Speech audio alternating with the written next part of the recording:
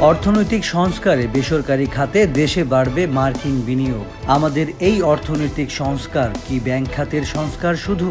ইউএনডিপির তথ্য মতে বাংলাদেশের বেসরকারি খাত পুরো অর্থনীতির ৭৮% এবং মোট চাকরির ৮৭%।